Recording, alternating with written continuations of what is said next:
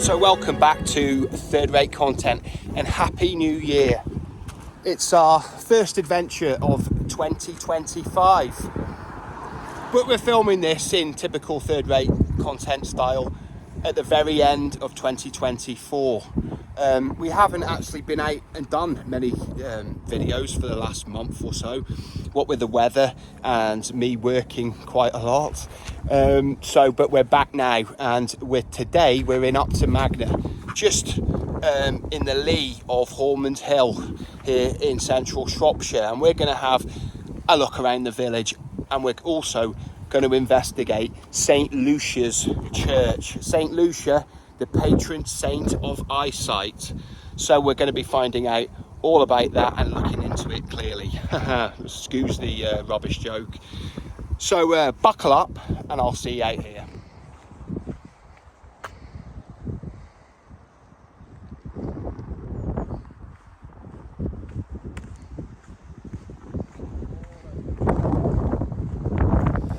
Yeah, as you can see there, old farm buildings being sort of repurposed as a small industrial park, if you like, or business park.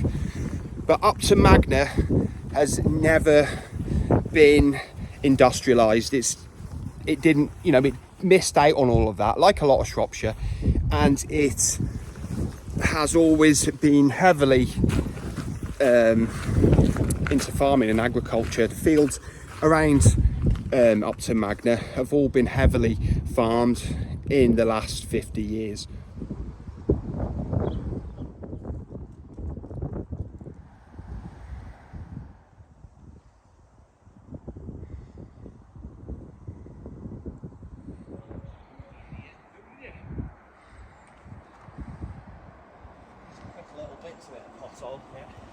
There's this interesting little niche here. Oh look, it's not just a niche. It's not working, but that was a drinking faucet at some time, or a water tap anyway, providing fresh water for the village of Upton Magna.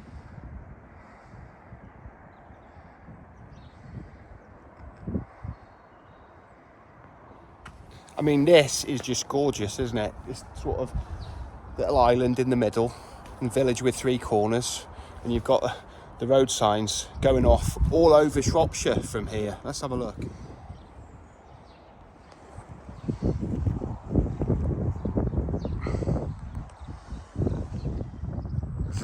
It is a real thatch on that cottage. Of course it's a thatch cottage, but it just looks gorgeous. And then you've got the partridge or the pheasant up on top. That's the actual sort of signature of whoever did the roof, or who maintains it up to the present day.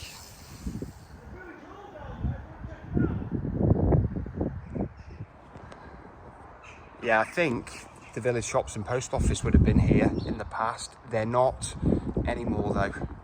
I think Upton Magna is bereft of shops and post office services, so you have to go to Shrewsbury or something if you want to get serviced in that.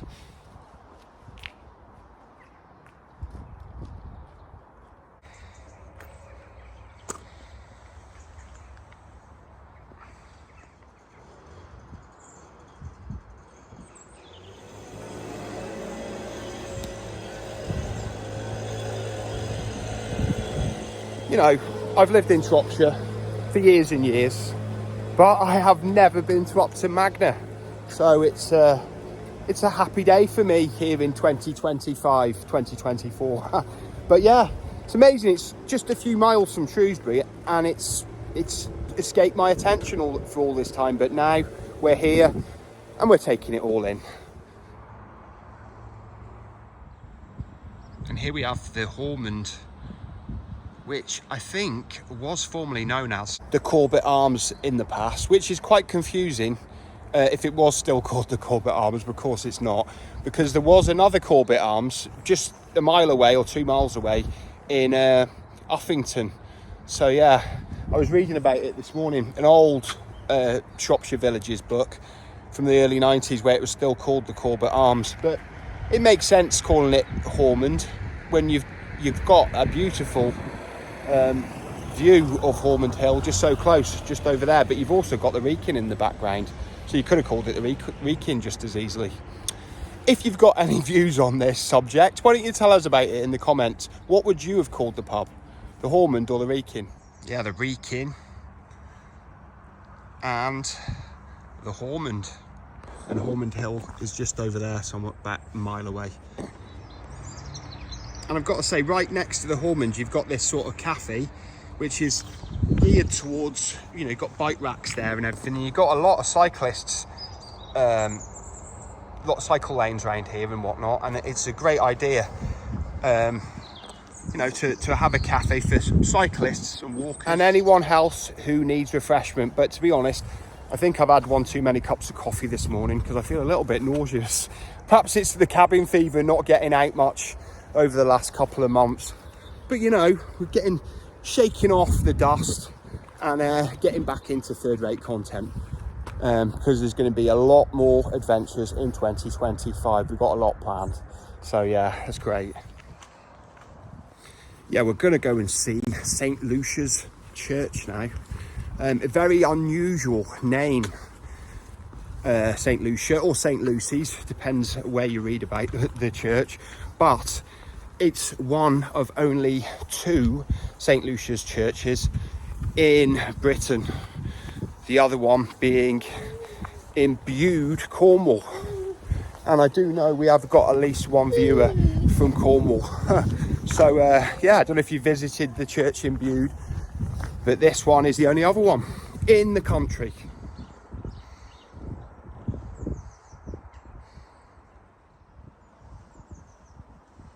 All this gate doesn't look like it's been used in a few years.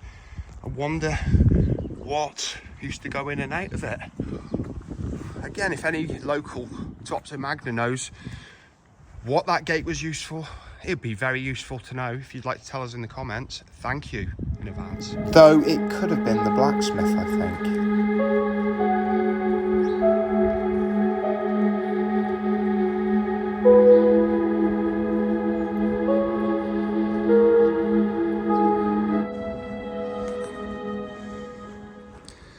Absolutely gorgeous house. It hasn't got a thatched roof. Still gorgeous. Look at that woodwork. It looks like actual branches have been worked into the woodwork. Gorgeous.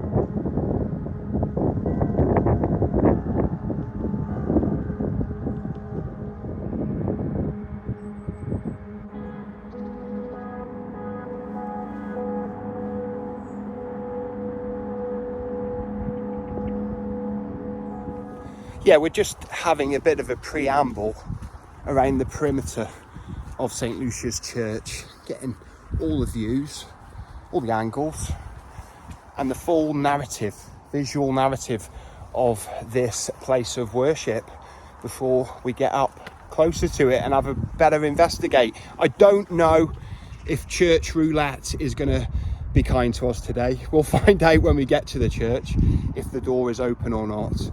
But a viewer of third-rate content said they were visiting churches in this area, and they visited 5, and out of the 5, 3 were closed. So I mean, I think that's quite good results, really. But we'll find out if the church is going to be open. So, you know, let's find out very shortly.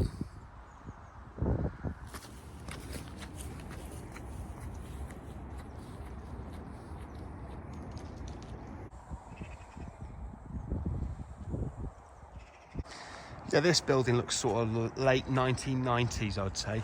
And it also looks to be Upton Magna Village Hall, right in the lee of Hormond Hill.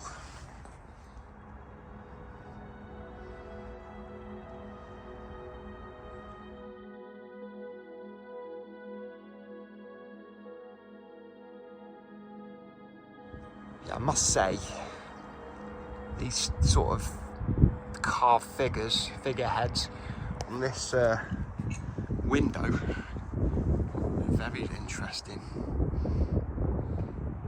Yeah, and they go further up as well. Very hard to make out.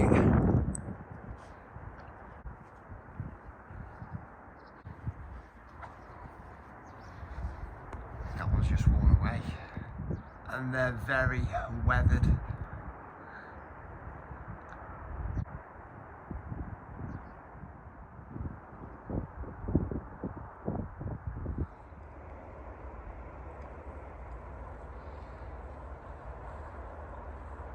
Yeah, so St Lucia's Church, like many, was rebuilt by the Normans in the 11th century. The structure that predated this one was a wattle and daub Saxon church.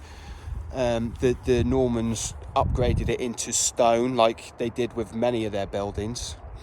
And it stood like this for a while until it was renovated in the 14th century when nearby Ormond Abbey was being built. So it would have been in the same sort of parish, so it would have enjoyed the status of Ormond Abbey also.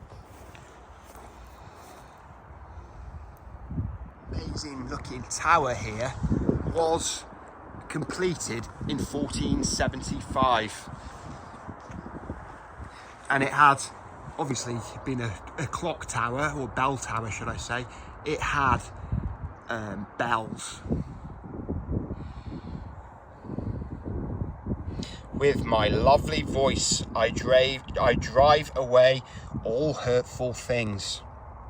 There is a lot of you could call it pseudoscience, or science that we actually haven't proved or found to be absolute, hasn't been looked into thoroughly, but bells and the resonance that they put out has got a lot of stuff to it. I'm not going to go into it fully on today's video, but it is something well worth looking into, how they can affect, the frequency of them can affect human health, human mental health and everything, as well as sounding nice. So there is a lot to bells, and the bell that was actually here at St Lucia's Church was cast in Exeter, so West Country tie, and again the only other St Lucia's Church in the country in the West Country. So yeah, quite interesting, really, quite interesting coincidence, or is it a coincidence? I don't know.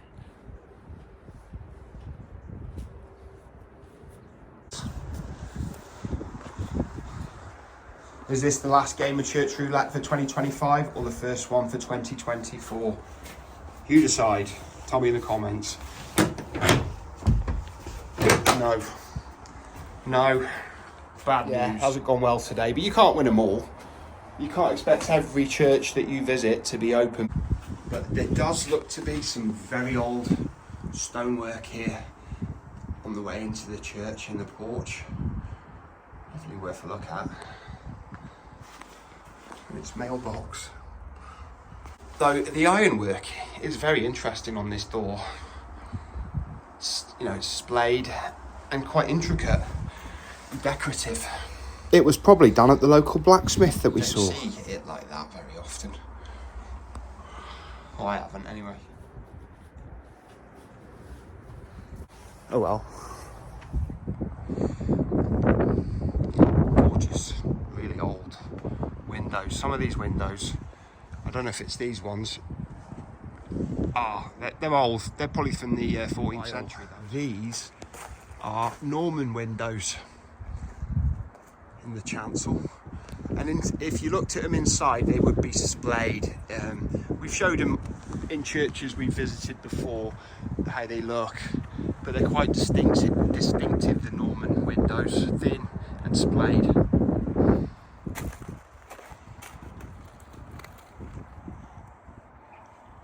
So we're here in Upton Magna at St Lucia's Church. But who was St Lucia? The patron saint of eyesight, as we said, and how did she become the patron saint of light and clear vision and eyesight? Well, let's find out.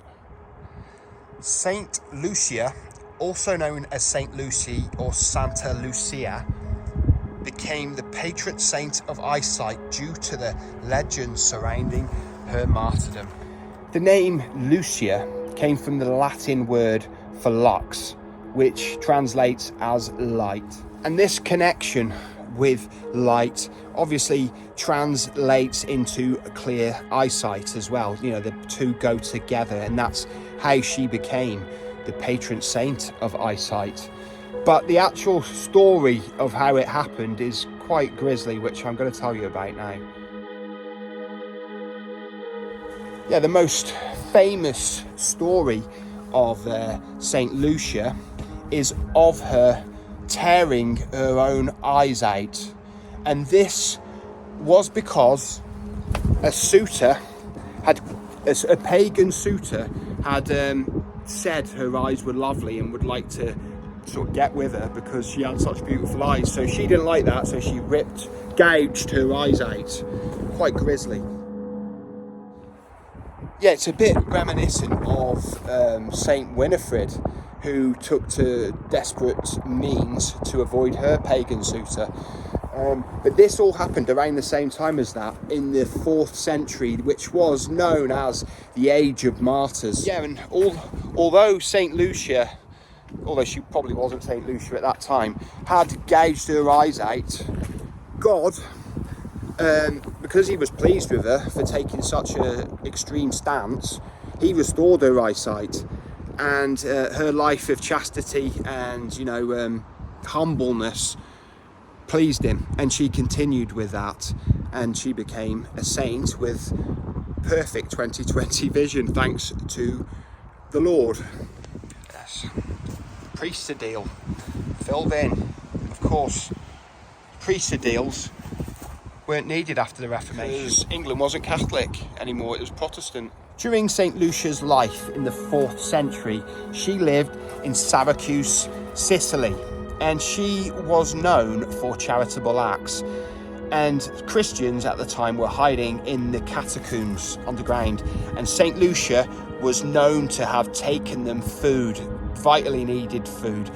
And it was said, to light her way through the catacombs, she wore a sort of garland, like a crown, with candles on.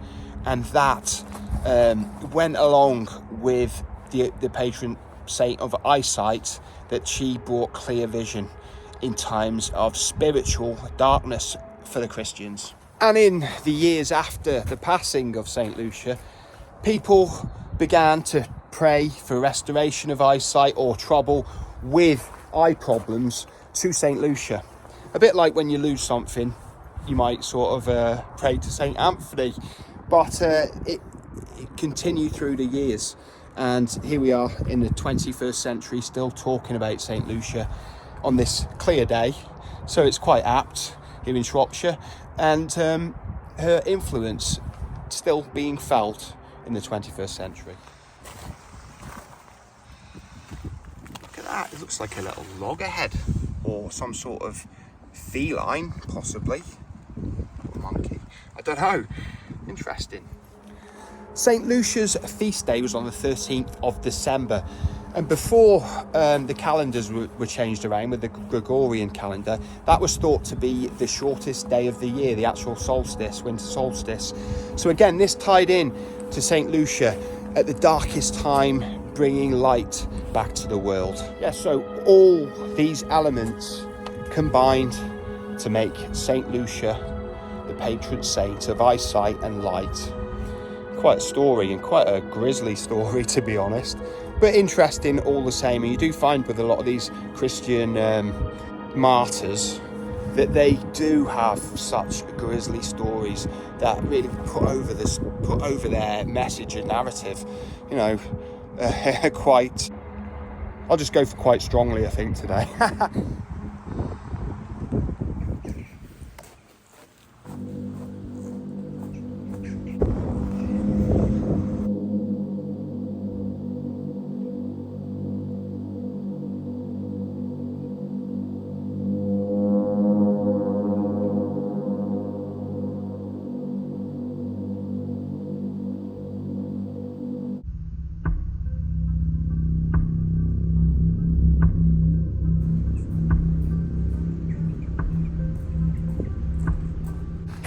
Anyway, thank you for joining us today on our first third-rate content adventure of 2025.